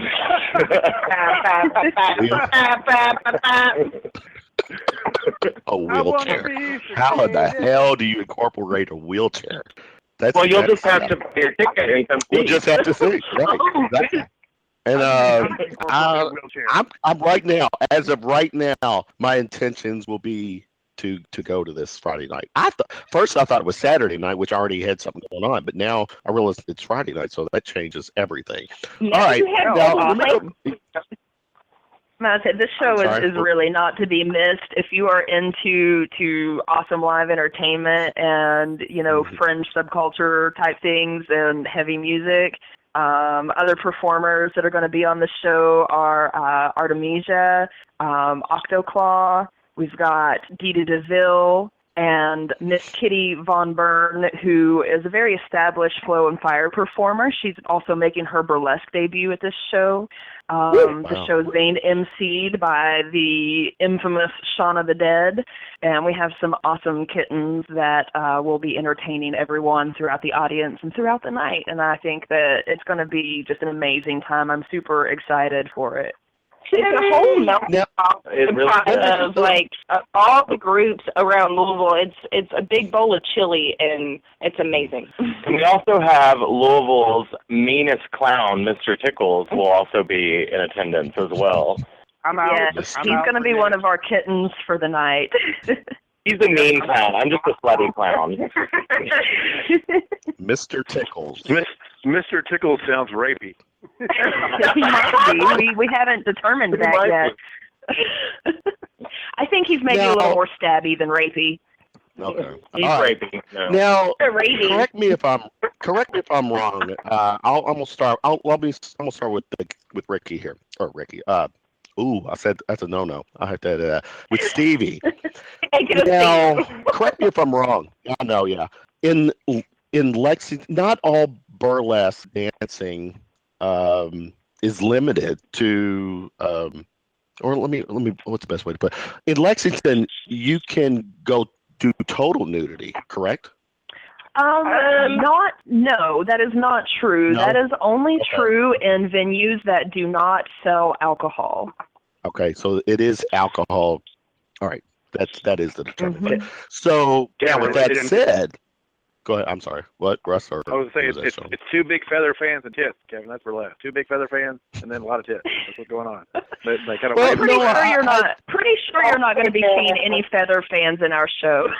no feather fans. What the hell? I'll bring one. I'm not 100% positive, but just pretty sure there aren't going to be any feather fans in this show. This is a different type of burlesque. Well, with the fire, you're probably right. That would be a hazard. Challenge accepted. Now, let me say with Stevie here. Now, but with venues that do not serve alcohol, then you can go all the way per se. Is that something you guys, as a group, have done or will do to, take push that up? That depends on the pay. Wait, say that. what? I'm sorry. I missed that. What? Kevin, Say that. Stevie will probably send you some private message that you're working towards. Yeah, just DM me. Just me. All right. Yeah. Sorry. Speaking for myself, that would be a no. But I'm not a burlesque performer. I am pole and aerial artist. Striptease is not typically part of my act, and striptease is the predominant part of a burlesque act. The other two I can't speak for. And will not. Damn right. I'll go full nude. It's okay. I'll do it. You're welcome. Maybe we'll have to sword fight at the show. Challenge accepted. Be in the bathroom. Wait a second. All right, let me have a few more scotches. We'll talk later.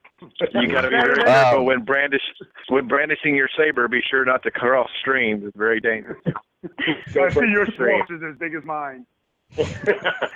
Also, another reason why you'll have to buy your ticket to see. Yeah, the business angle here. How is, with Kentucky, correct me if I'm wrong, it's basic, that group is based out of Lexington. So how much, I know you guys are local, it's some Louisville and surrounding area, but how far out do you all travel to do shows? Wherever the money is, right? Yeah, whoever wants to pay it, we want to do it, and I mean, it's all with whoever wants to hire us and how far we are to travel. I mean, I'm willing to go literally wherever because I love traveling. Right. I'm willing to go wherever if the money's right for it. I think my furthest out gig was in Oklahoma City. Nice. Okay, and that's where I was getting at, is how far out have you all, or location? And then, with that said, where are the go-to places? What is the location of the city that is just totally burlesque? Oh, St. Louis. Yeah, definitely St. Louis. Yeah, a little bit of Chicago, a little bit. Okay. I know Portland and Washington State is heavily with burlesque and drag. They do kind of coincide with each other, which is really cool. I'd like to make it out there because, I mean, my sister, Stevie Dicks, is a drag queen, and I'm a burlesque queen, so it makes sense. It's fun. I got a question. We can go in on a smart car rental. That's right. We can share a bit. Sean, go ahead. I got a question for you all. I mean, do you guys feel that there's kind of an influx of the burlesque and drag shows going on? I mean, I've got plenty of friends that do the drag shows and drag kings, drag queens, all that stuff. Do you feel like there's been an influx lately here in this area, or is it starting to diminish? No, I definitely feel like there's an influx in it. Now, I know, Louisville is pretty much where you come to see the underbelly of drag. And, there are a lot of venues in the city that do drag, but not necessarily the type of drag that me and the people I work with do. It's a little more raw, a little more... Underbelly drag is, the best way to describe it. It's punk rock drag.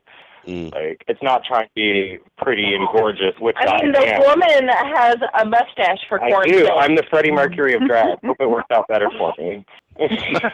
Freddie Mercury. Is it a little more risque? Is that what you guys are trying? I mean, a lot of my numbers are blood dances or like. I mean, I'm not gonna lie. I have gotten censored before. Yeah. Which was like, holy crap! I know it is. Wow. I know. Can you share or tell us what was going on that got you censored? With ABC, it's different with every agent. There's a set of rules that we follow, but if there's an agent that, has a snake up their ass and want to just make their own rules, they technically can. There was a club that I was working at that are terrified of ABC. I mean, you can get a, what's it called on TV? Like permit. You can get a permit, pay off a permit, but they not. So the rules that I know that your pasties need to be an inch bigger than your areola. I made mine 2 inches. I had tights on with my thong. I was fully covered. There was no under boob showing. And they took a piece of my clothing, which was a skirt, and they threw it at me. And they were like, this is not allowed here, which I've already, performed there. Oh. So it was kind of just like a punch in the face, like, wow. After I was so shocked, I was like, afterward, I was like, I should have just ripped off everything and just started dancing on the bar. But, always next time. There's always next time. Yes. Goals. # goals. Yeah, so I just am cautious. I asked the venue owner, see what's booby friendly or not. I usually have pasties because I love being sparkling and I love making pasties and I love twirling tassels. I will tell you, my boobs are pristine on tassel twirling now, which I have practiced, and it's amazing. Okay, so you guys will go anywhere out. So I mean, what would it take for you to come over here to Mallard Creek Road? No, I'm joking. Well, we have contacts, so we can email those. Yeah. That's called progress, Sean. We're getting somewhere. There we go. See, we're coming together as a unity. It's evolution. We're not as divided as the rest of the nation is with politics and stuff. Yeah. I think we're on to something, Sean. Russ, this nucleus here tonight can start a movement to bring us all together. Well, with Sean, you haven't the movie business thing going on. You should definitely have a casting couch over there. I mean, surely you got a casting couch, don't you? Yeah, I have a casting couch. The problem is that I'm always by myself. It's really depressing. Oh, okay. Well, join us on Join us. One of us. One of us. I got. I'm really interested to come out there on Friday. So does this nice crew? Do we get some nice VIP treatment, or are we going to be treated like one of the common folk? Well, if you're asking for a signed poster, right.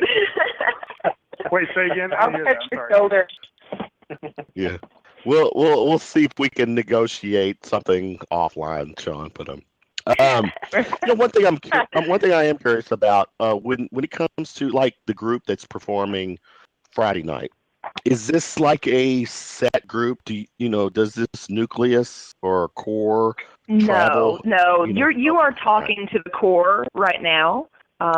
This show was kind of some daydream that I had, and I mentioned it to Stevie and Ethel, and they were like, "Oh my God, yes, let's run with this."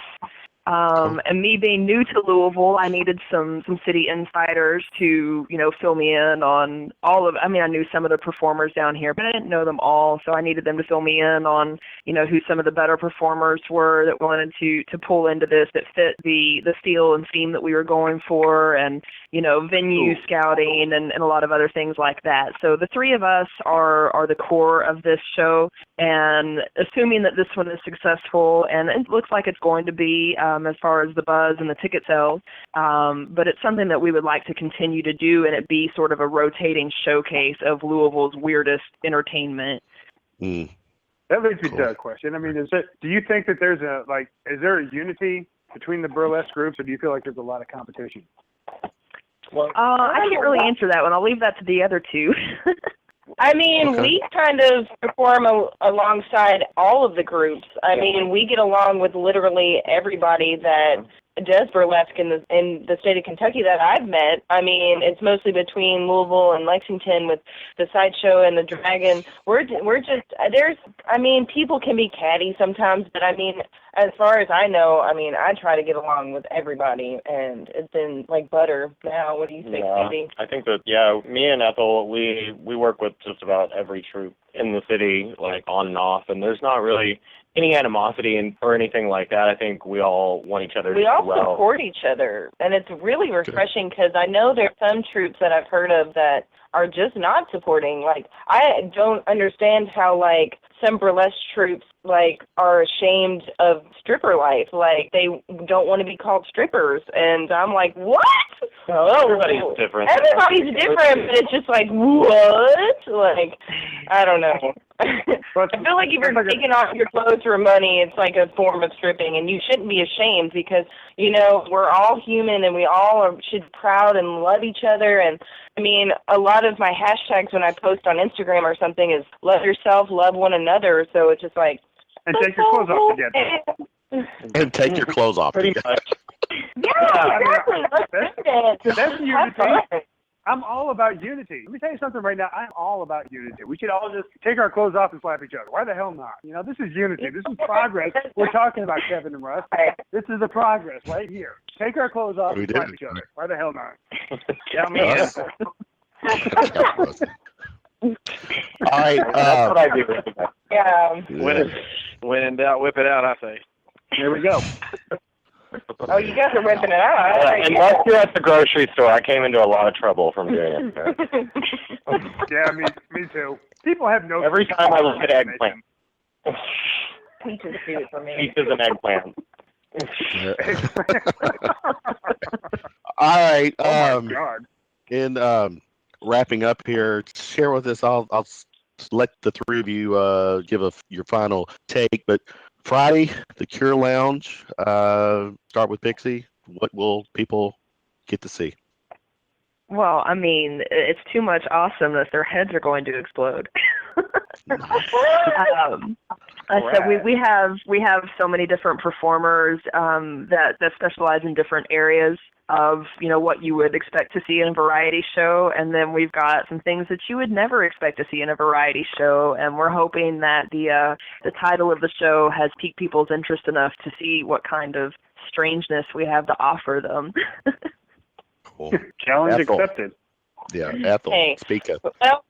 Well, about Friday, I mean, it's just a big melting pot of all different troops just coming together, just having fun, being just weird and just dark and just funny, having fun. There's going to be some comedy in there, too, sprinkled in there. Like, we're just trying to just bring more art to Louisville, which, I mean... It's Louisville weird. Yeah, it's a group effort, and we just want people to have fun and just have something to do on Friday, you know?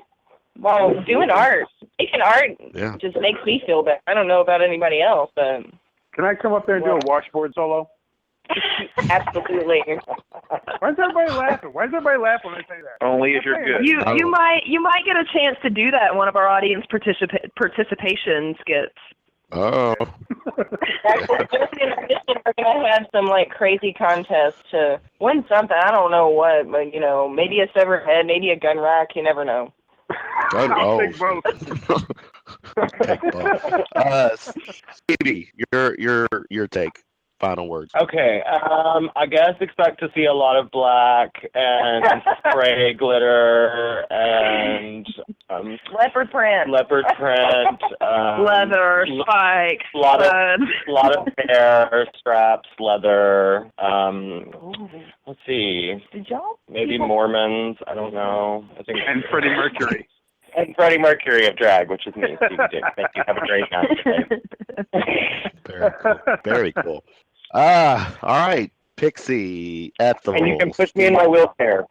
Yeah, we got that prop too. I want to see how that plays. So, guys, thanks for coming. Yeah. Thanks for hanging out with us tonight.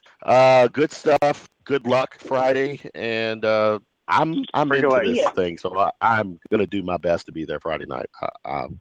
Me too. With this, instead of saying break a leg, say pop a pasty. Please. Pop a pasty. We're rooting. Yeah. I think call me. If anybody needs help with the pasties, I'll volunteer. I'll come in early. I don't know. Never know when you're gonna have a wardrobe malfunction and you need the pasty guy there, to pop it right back on. Yeah. Ladies and queens, step right up for your pasty application. I'm first in line. Wow, see, a true cock blocker. No. If I have to put pasties on everybody, I'm okay with that. I'm secure enough in my masculinity to put pasties on anyone just to get to put pasties on some. The right one. You put pasties on someone. Yeah, there you go. Me too. Just for the record. Yeah, great segment, guys. Thanks for hanging out with us again. Good luck Friday. Wish you the best, and we'll do this again soon because I like talking this kind of shit. So good luck. Well, awesome. Thanks so much for having us on. We hope to see you out at the show on Friday. Yeah. Right, thanks, guys. Much love. Night. Sean, Russ. Wow. Russ, shit. I think Russ dropped. Sean's still with me. Russ, if you're still there, Sean, we should. You and I have not hung out yet. We should maybe do this Friday night. You know what? I think it would be a good thing, and some other things I want to talk to you about as well offline, obviously. But this looks like a cool venue. I think we should go out there and kind of support some local burlesque, and who knows, you get to see some pasties and some boobies popping around. Where can you go wrong, guys? Yeah, and there's alcohol, so you're definitely going to see some ass. You're going to see some great bodies, and you're going to see some seductive, yet tasteful performances. And so I think that's what's cool about burlesque is that it kind of doesn't. I mean, you're talking about they referenced strippers. I don't really think burlesque is more. It's kind of taking a more artsy approach to it. I mean, I've seen quite a few burlesque shows, and I've been thoroughly entertained because it's amazing what some of these girls can do, and it's amazing what they can, kind of take their dance moves and I want to say more classy, but I don't want to offend. Oh, screw it, just offend the strippers. It doesn't matter. I'm offending everybody today. Might as well be on a roll. You've been on a roll. Yeah. Yes, sir. See what Russ is doing. I was wanting to ask. We had a few more minutes for the show. I'm gonna I'm just gonna do what I can do. There it is. Oh Lord. Seeing if he'll Is he calling? Yeah. Don't call my mom again. Don't call my mom again. Yeah. What's he doing? She wasn't Hello? last time. Russ. What's up? What up? Did you hang up or did I cut you off? Yeah, I just heard. Thank you for using Blog Talk Radio. Goodbye. That's what I heard. Oh, then I did it to you. My bad. We're winding down. We got a couple minutes. One thing I want last take for you guys. There was a very cool story where, and I want to know how these guys in your mind can pull this off. NASA is planning a mission to get to an asteroid that is to be worth supposedly $10,000 quadrillion because of all the resources. Does it something like that, Russ? I'll start with you. Intrigue you at all? I saw that. I was like, what? We could actually see that in our lifetime? I don't know anything about it. What do they think is going to be on this asteroid that's going to merit that kind of money? Well, let me pull up the article. Let's see what's. In other words, it sounds like it's probably just clickbait. I got a 4-syllable word for you. Okay, Armageddon. No, this was. I'm just saying. Hold on, this was the movie. This was. This was actually. I'm pulling on USA Today, and I actually still do look at USA Today as a legitimate source of information. But they're saying that the asteroid, the thinking is that it's made of iron and nickel. It could be part of what was earlier a planet, perhaps as large as Mars. So, interesting. Yeah. So with all that iron, just because it's worth that. Yeah, but just because it's worth that, I don't think they're going to be putting jetpacks on it, and slowing it down, and cruising it on into the, into somewhere in Montana, landing, out in the field. That's just not going to happen. So No, but recently there was some program or some group of people who landed some type of, I don't know, device on a comet or meteor. So they pulled it off, and they're saying that in order to do this, if depending on I think the target is like the project's going to be like between 2023. So I thought that was interesting. A little different than in your face politics. If we could mine a bunch of resources off that, I say hell, let's fund that. Let's get up there. Yeah. You know, I mean, that could.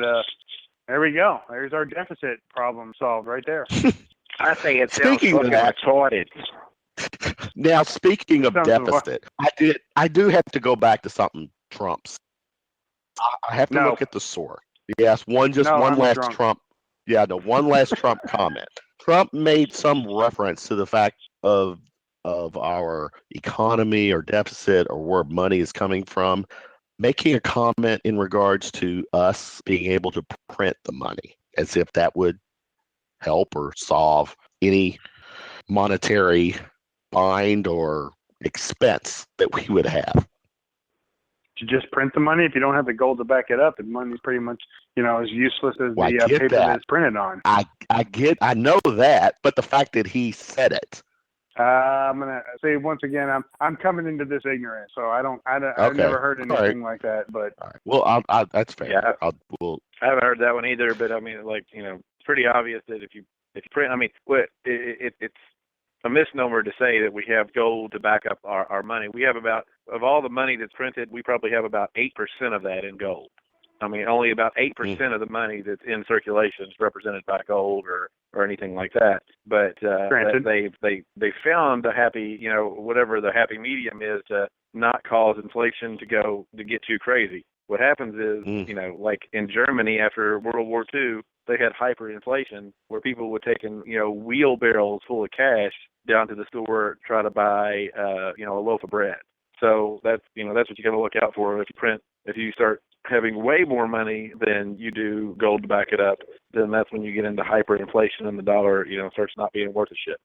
Well, they did that thing over in Europe. I mean, obviously, when I was in Germany, it was 2 mark 20 pfennigs, which is like $2.20 to our dollar. So for every 2 marks that we spent, we were only spending $1 of our American money.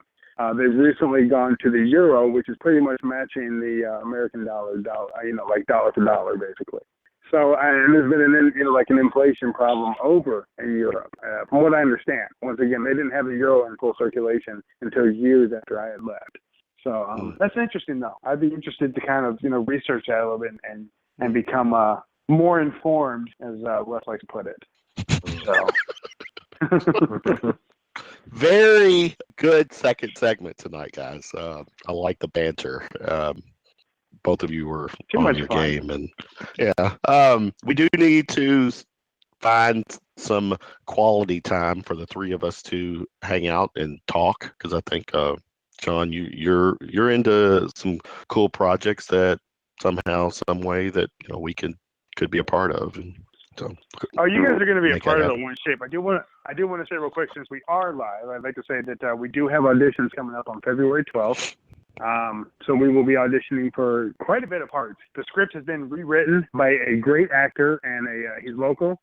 He's actually done quite a few things. He was actually in Melrose Place and a couple of other series like that. Anyway, he was our dialogue beeper upper, as we're calling him. And so the script is solid right now. The auditions are February 12th. We are still shooting the end of March, beginning of April. Vernon Wells will be in town the end of March, 24th to the 27th. Those are his big scenes. Looking for a lot of people. We really are. And then, of course, we are shooting another short, which if you haven't seen The Vertrag Apache, you should go look at it. That's on our YouTube channel. It's also all over Facebook.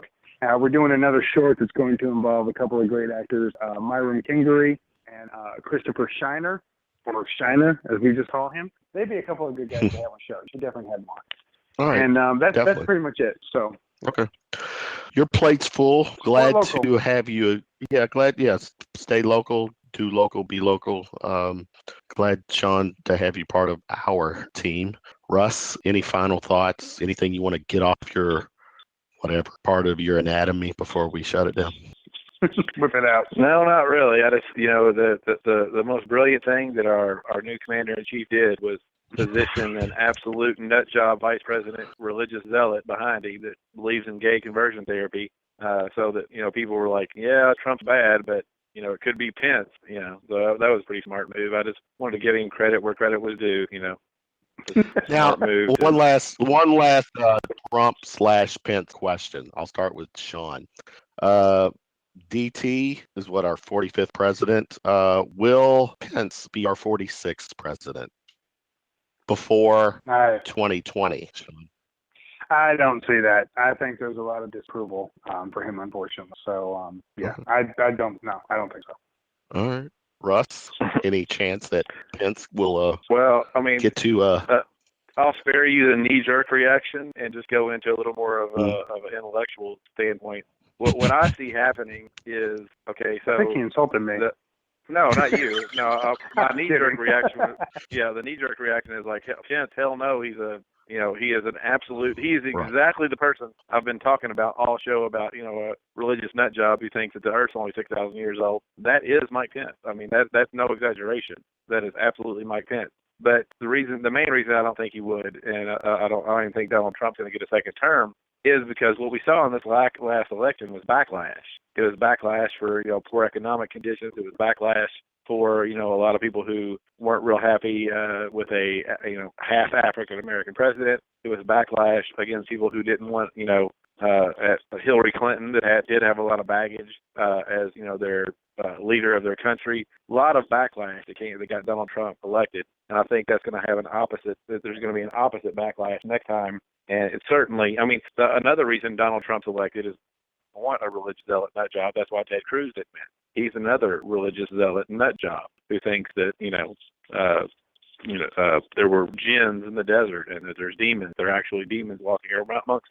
So, he lost it. The reason Trump's in place is because they had, a very boring dais of candidates, and, Trump emerged victorious, but his closest competition was Ted Cruz, who didn't win because, people didn't like him in the first place, but he's just too religious. Mainstream America, even people who say that they're Christian and say that they, believe or whatever, they don't want to go to church and hear a bunch of shit every week. They just want to kind of pretend like they believe so that they can, not have to worry about burning in hell if that's a real thing. I think a lot of people are abandoning traditional Christianity as people are abandoning traditional feminism. And I think a lot of that's going on. I'm in agreement 100%. Religion should not be a deciding factor when it comes to political. Political? You know what I'm saying. I'm sorry. I've had a couple of scotches, feeling pretty good. Anyway, definitely should not be in place with political judgment, if you will, for lack of better terms. Point taken. Just an opinion. All right, guys. Yeah, good show tonight, guys. I appreciate the time. Thank our guests real quick. Cherie Lanier. Heather Tungate came on and joined us for the second segment, and then Pixie, Ethel, and Stevie came on the last segment to promote their burlesque gig at the Cure Lounge this Friday night. So I just hope my alter gay ego is going to be crucified by. I lost it when he came on and I realized who he was. Like, oh my God, that is hilarious, and I probably have offended somebody. Oh, well, whatever. Yeah. All right. Before I shut it down, sit tight. Tonight's show brought to you in part by the County Line Bourbon, Beers, and Billiards, the last honky tonk bar in Louisville, managed by my buddy Chris Lucien. County Line, 1891 Old Preston Highway in the Hillview. $2 Ice Cold Domestics and $3 Jim Beam drinks. Thursday, Shane Dawson on the 26th, an acoustic act. Friday on January 27th, Johnny Berry and the Outliers. And Saturday, the 28th. Do you? Saturday, January 28th. Yeah, he is. Yeah. And then Saturday, the 28th, Shane Dawson Band and Jeni Carr Band will be up there playing at the Line. So social media plugs to iTunes, YouTube. Subscribe to us on those mediums, please. Twitter at The Shooting Lip. You can also like us and follow us on Facebook and Instagram. For Sean, and Russ, Kevin Hale signing off, wishing everyone a good night and a pleasant Tuesday. Peace out, people. Good night, brothers. Peace. Later.